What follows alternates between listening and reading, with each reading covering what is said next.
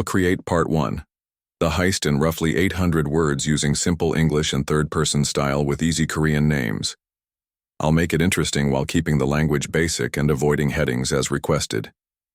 The small silver ship hovered silently above the human research facility. Inside, Day leaned forward in his captain's chair, studying the holographic map of the building below. His four-fingered hand tapped nervously against the control panel as the ship's cloaking system hummed quietly. "Are you certain the humans cannot detect us?" Day asked, his purple eyes narrowing with concern. His second-in-command Sumi nodded confidently. "Our technology is at least 3 centuries ahead of theirs. To them, we are invisible." Day wasn't so sure. The mock council had sent them on this mission with specific instructions. Steal the human device called the Protector and bring it back for study. The council believed humans were weak, their technology primitive. But something about this mission felt wrong today. "The intelligence reports say the device is kept in the central laboratory," Sumi continued, pointing to a glowing red dot on the map. "Security appears basic. Motion sensors, cameras, and a few human guards." Jin, their technology expert, snorted with amusement. "I could bypass their systems in my sleep. Humans still use electronic locks and passwords. They haven't even developed proper thought recognition." The team of 5 mock aliens prepared their equipment for the heist. They were the best thieves in the mock fleet, known for stealing valuable artifacts from dozens of worlds. But they had never targeted Earth before. "Remember," Day cautioned as they activated their personal cloaking devices, "we take only the Protector, nothing else. The Council wants to study human AI technology without starting a war."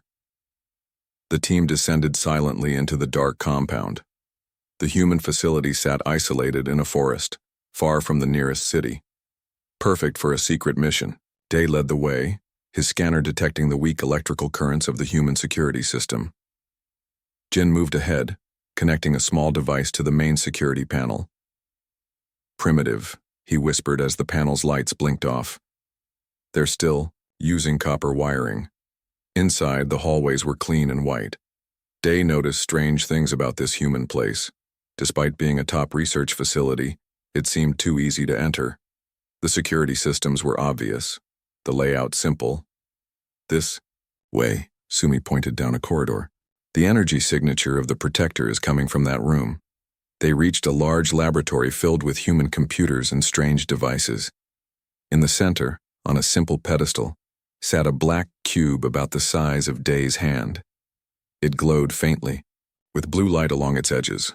"That's it," Jin said, checking his scanner. "That's the Protector." Day hesitated. "It seems unprotected." Hana, their risk assessor, scanned the room thoroughly. "No hidden security that I can detect. The humans truly are overconfident." Minu, the team's observer, was studying the walls.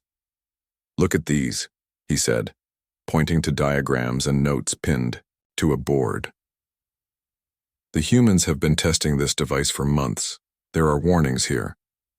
"Warnings about what?" Day asked. "I can't read all the human writing, but these symbols indicate danger." Day approached the black cube carefully. The mission was simple: take the device and leave without being detected. But now he felt uneasy. "We have orders," Sumi reminded him. "The Council wants this technology." With a reluctant nod, Day carefully lifted the cube from its stand. He expected alarms, traps, something. But nothing happened.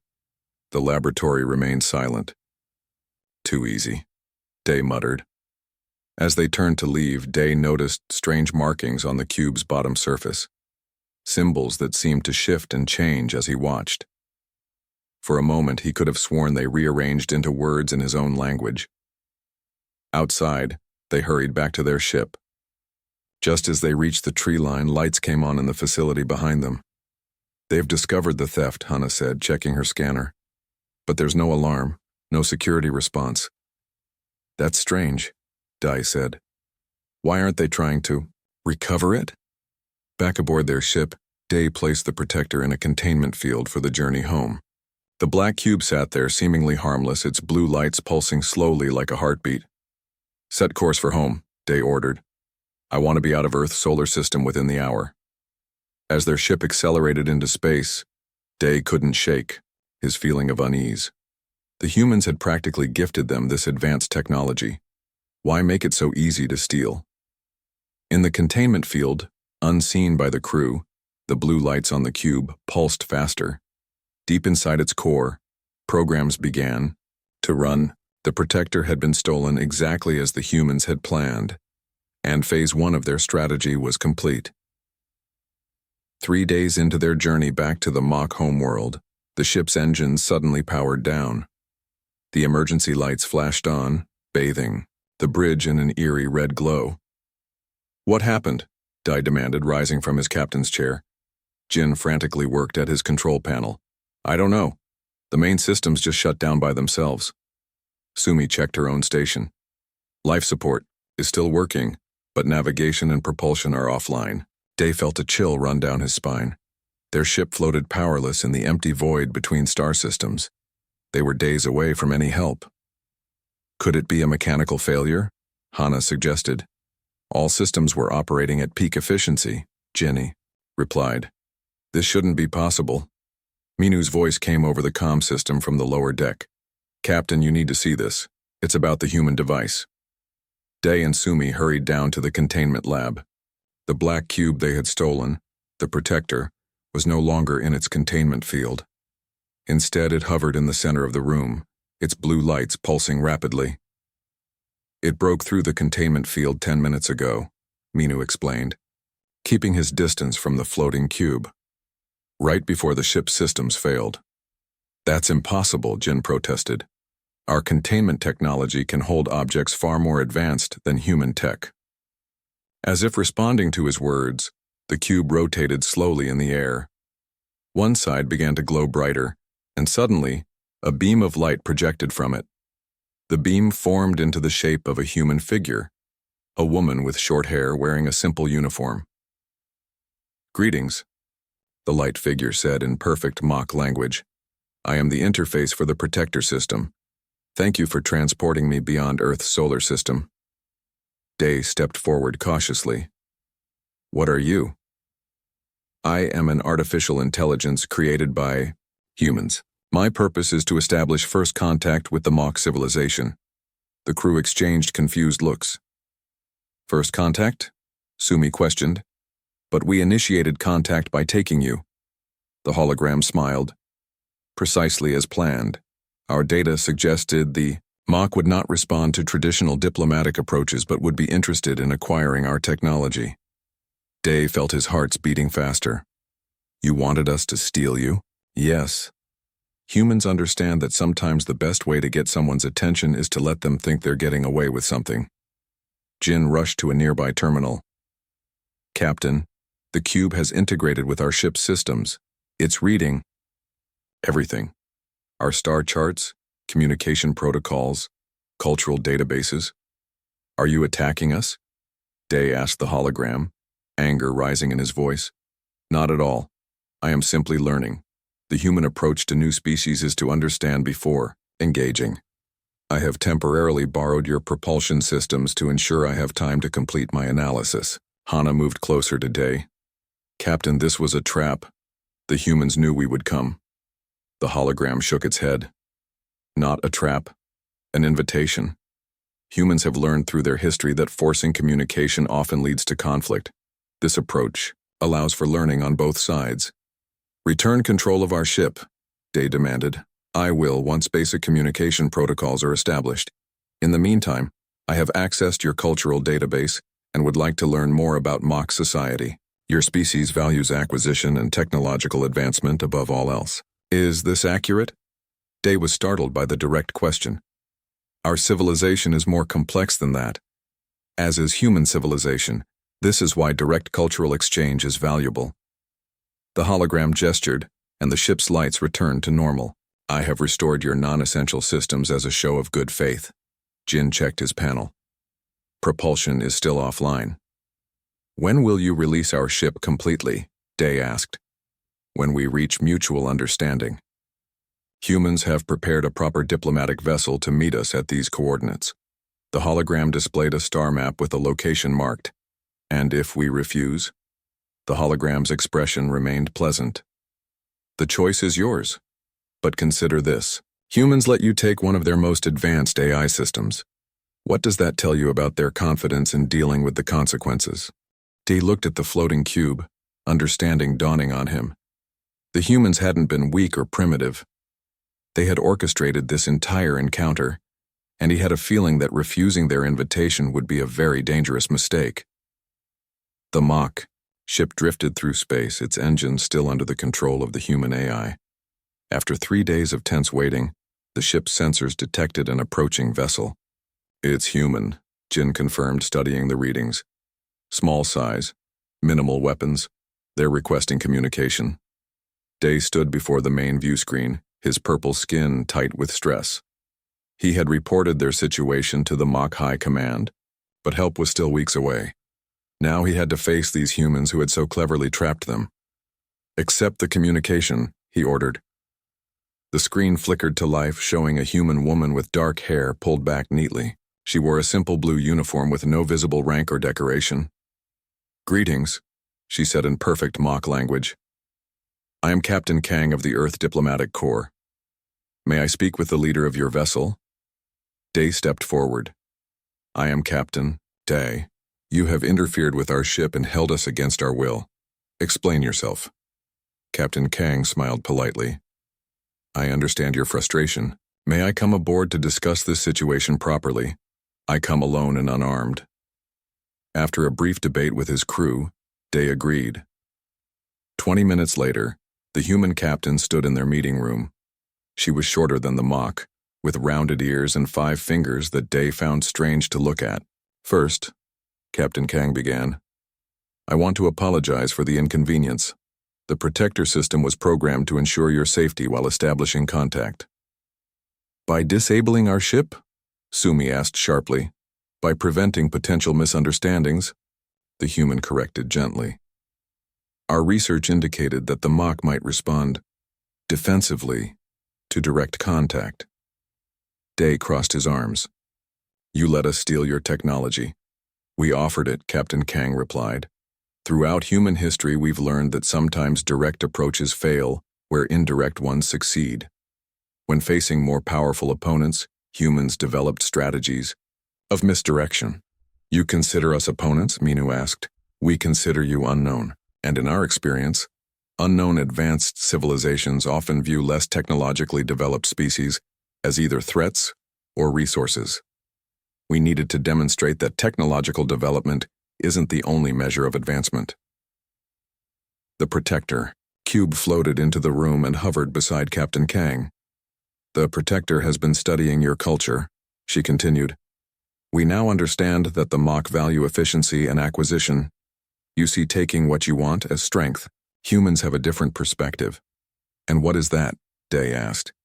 We believe true strength comes from connection and mutual understanding. The strongest civilizations aren't those who take the most, but those who build the best relationships. Jin laughed dismissively. Pretty words from a species whose technology we could easily overwhelm. Captain Kang smiled. Could you? The device you stole has controlled your ship for 3 days, and you still don't understand how it works? The room fell silent as her words sank in. What do you want from us? Day finally asked. To talk. To learn, to establish peaceful contact between our worlds. The protector system was designed to identify which mock were willing to listen rather than take. You, Captain Day, have shown that willingness by your restraint. I had little choice, Day muttered. There's always a choice. You could have tried to destroy the protector. You could have refused to meet me. Instead, you've shown curiosity and patience. Captain Kang pulled out a small device and placed it on the table. This contains information about Earth and humanity, our history, biology, culture, and technology. A gift freely given, not taken. Day stared at the device, then at the human. Why reveal yourselves to us this way? Why not hide from the galaxy? Until you're stronger? Captain Kang's expression grew serious. Because isolation leads to fear, and fear leads to conflict. Humans would rather face the unknown together than hide from it alone. As she spoke, The Protector's lights pulsed in, rhythm with her words. Day realized the human AI and Captain Kang were connected somehow, working as partners rather than master and tool. "Will you return control of our ship?" he asked. "Of course. It was never our intention to trap you, only to ensure we had time to make proper introductions." She smiled warmly. "So, Captain Day of the Mock Confederacy, shall we begin again, as potential friends rather than thieves and targets?" Day felt something unusual. Respect for these humans who had outsmarted his people with such elegant simplicity. Despite their technological disadvantage, they had controlled this encounter from the beginning. The humans weren't just dangerous because they were clever. They were dangerous because they understood the minds of those who threatened them. The silver hologram of Captain Kang faded from the mock ship's communication screen. Day turned to face his crew, their expressions ranging from disbelief to anger. "So the humans simply expect us to become friends after they tricked us?" Jin asked, his voice rising. "They disabled our ship. They want to establish diplomatic relations." Day replied calmly. "The human captain has given us much to consider." Before anyone could respond further, a new communication alert sounded. The main screen flickered to life, showing the stern face of Commander Yule, the highest military authority in the Mock Confederacy. "Captain Day," the commander's voice boomed through the bridge. "We have received your report about the human deception. This is unacceptable. The humans have revealed themselves to be dangerous and cunning." Day bowed his head respectfully. "Sir, I believe their intentions are peaceful. They seek only to—" "Silence," Commander Yule interrupted. "Your mission was to acquire their technology, not engage in diplomacy. The High Council has made its decision. You will activate the ship's defense systems and destroy the human vessel." The bridge fell silent. Day felt his heart's racing. "Sir, that would be an act of war against a species that has shown no aggression toward us." "Their actions were aggressive. They used their technology to disable a mock military vessel. This cannot go unpunished." The commander's eyes narrowed. "This is a direct order, Captain. Destroy the human ship and bring the protector device back for study." The communication ended abruptly. Day looked around at his crew, their faces tense in the blue light of the bridge.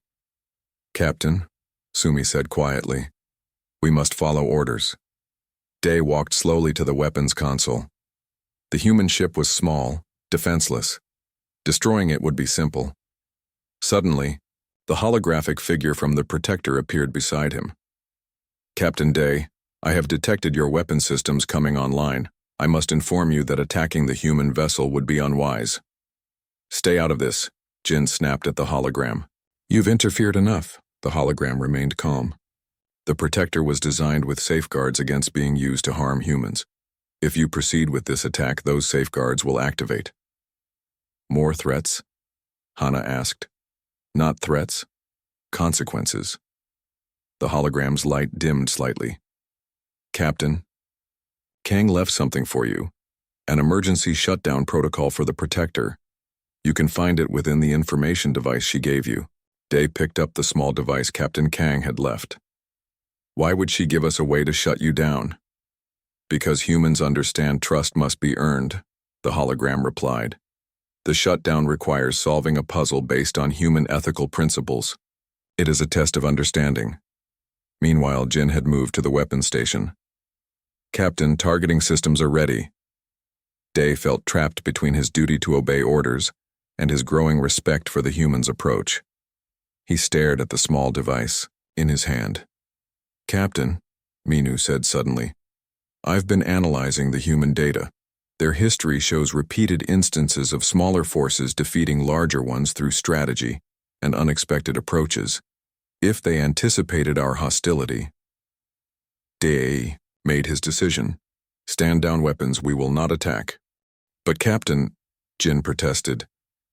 "If the humans wanted to harm us, they could have done so already," Day said firmly. "I believe the real test is whether we choose violence or understanding." He turned to the hologram. "Can you establish communication with Captain Kang, privately?" Minutes later, in his quarters, Day spoke quietly with the human captain. My superiors have ordered me to destroy your ship and return with the Protector. Captain Kang's expression remained calm. And what will you do, Captain Day? I need to understand the shutdown protocol. Not to disable the Protector, but to prove to my leaders that cooperation is possible. The human captain nodded slowly. The protocol requires demonstrating an understanding of reciprocity. That relationship is stronger than domination. Can you show that understanding to your leaders? I can try, Day said, but I need your help. Commander Yule's face filled the view screen, his expression hard with anger. Behind him stood several members of the Mock High Council watching silently. Captain Day, explain yourself, the commander demanded. Why have you not carried out your orders? Day stood tall before the screen, the Protector floating beside him. The small human device Captain Kang had given him sat on a nearby console. Commander, I have discovered something important about humans that changes everything, Day said firmly. They are not the simple creatures our report suggested. Your job was not to study them, but to take their technology, Commander Yule snapped. And that was their trap, Day replied. The humans expected us to steal from them. They counted on our belief that taking what we want is strength. The Protector's hologram appeared, showing Captain Kang standing in her ship. The human looked small but unafraid, facing the mock leadership. Greetings, Commander Yule, she said, politely. I am Captain Kang of Earth. This is the leader of the human vessel, Day explained. She has shown me that humans understand something we do not. And what is that? Asked one of the council members, leaning forward with interest. That. True power comes not from taking but from connection, Day said. Humans could have kept their technology hidden or protected it with weapons. Instead, they let us take it because they knew the taking itself would teach us about them. Commander Yule scoffed. Fancy words to hide their weakness. Captain Kang spoke up. Commander, we gave Captain Day a test, a way to shut down the Protector and free his ship completely.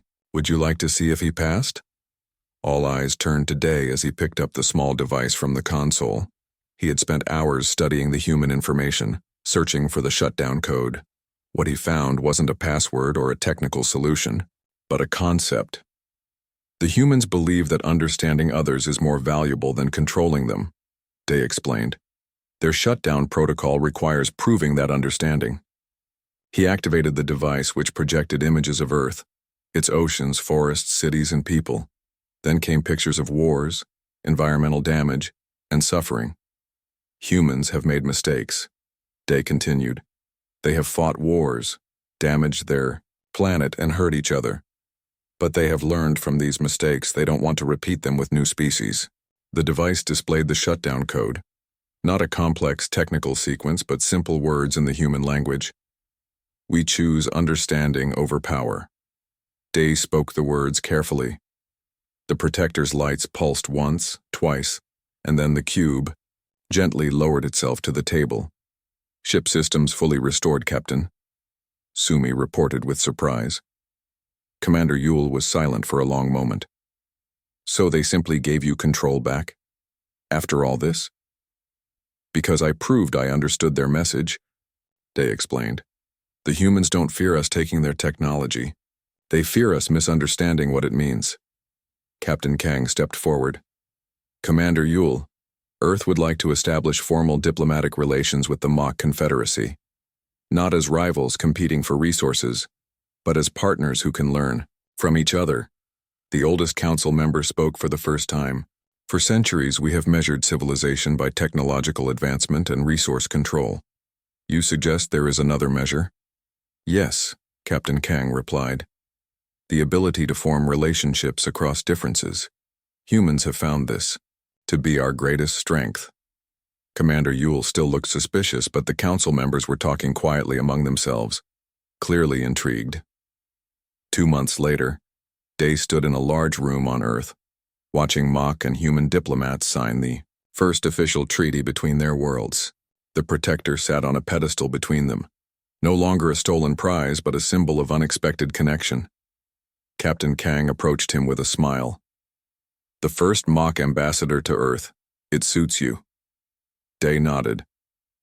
I never expected to be in this position when I came to steal from humans. That's our greatest strategy, she replied, turning thieves into friends. Day understood now why humans were truly dangerous in the galaxy, not because of their weapons or technology, but because they could transform enemies into allies through understanding. And that was a power his people were only beginning to learn.